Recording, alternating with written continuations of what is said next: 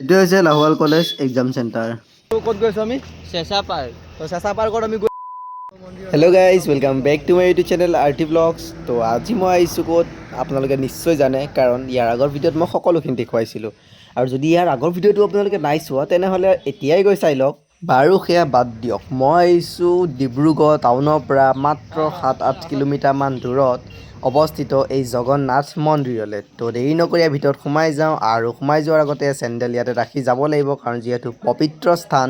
তো সেয়েহে চেণ্ডেল খুলি আমি সকলোৱে ভিতৰলৈ সোমাই আহিলোঁ, আৰু এইটোৱে হৈছে সেই মন্দিৰটো। ৱাও, ইমান ধুনীয়া, এনেকুৱা লাগিছে যে পুৰীৰ জগন্নাথ মন্দিৰলৈ আহিছোঁ। ইমান শান্ত পৰিৱেশ, ইমান ধুনীয়া ঠাই। তো আহক আমি ইয়াৰ ভিতৰত যাওঁ আৰু সকলোখিনি আপোনালোকক ঘূৰি দেখুৱাওঁ। আৰু এয়া পিলাৰবোৰ যোনবোৰ হৈছে, এইবোৰ আপোনাৰ ৰঙা গ্ৰেনাইট আৰু পাথৰেৰে নিৰ্মাণ কৰা হৈছে। তো আৰু এয়া হৈছে ভগৱানৰ স্থান, সেয়া হৈছে জগন্নাথ বাবাৰ স্থান। তো এয়া হৈছে আপোনালোকে চাওক, আৰু এই মন্দিৰৰ উষ্ণতা হৈছে 85 ফুট। ভাবি চাওক কিমান ওখ হ'ব।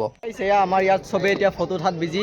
তো এইফালে এইটো আমাৰ কেমেৰামেন শুভম, আৰু এইফালে ভোলা পূৰা প'জ দি আছে।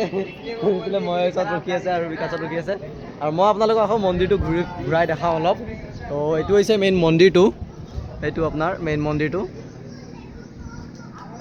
জগন্নাথ মন্দিৰৰ লগতে ইয়াৰ কাষত আছে আপোনাৰ হনুমান, গণেশ, শিৱ বাবা আদি সকলোৰে মূৰ্তি। ইয়াৰে এলেকাটো চাওক, ইমান ডাঙৰ, 70,000 বৰ্গ ফুটতকৈ অধিক এলেকা ইয়াত অন্তৰ্ভুক্ত হৈ আছে।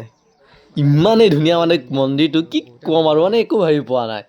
পুৰীৰ জগন্নাথ মন্দিৰত যোৱাৰ যি অনুভৱ, সেই অনুভৱ মই ডিব্ৰুগড়ৰ মন্দিৰটোতেই পাইছোঁ। মানে কিমান ধুনীয়া পৰিৱেশ হ'ব লাগিব আপোনালোকে ভাবক, ইমান ধুনীয়া শান্ত এটা পৰিৱেশ। ৱাও, সঁচাকৈ বহুতেই ধুনীয়া এই মন্দিৰটো। আৰু এই মন্দিৰটো 2014 চনত নিৰ্মাণ কৰা হৈছিল।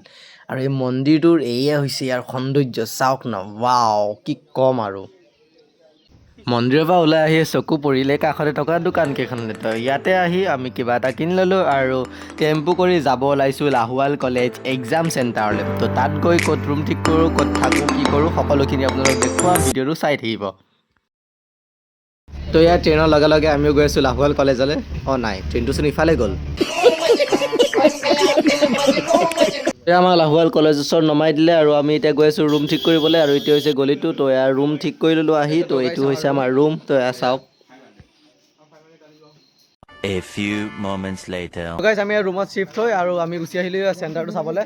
তো এইটোৱে পৰিছে চেণ্টাৰটো, এইটো যোনটো কি আছে লাহোৱাল কলেজ। তো এইটোৱে হৈছে চেণ্টাৰটো। তো ইয়াতে লগতে এক্সাম দিব আহিব। তো আমি আহিলোঁ, ইয়াতে ওচৰতে ৰুম এটা আছে, তো ভাল ৰুম। তো তাতে আমি আহি গৈছোঁ।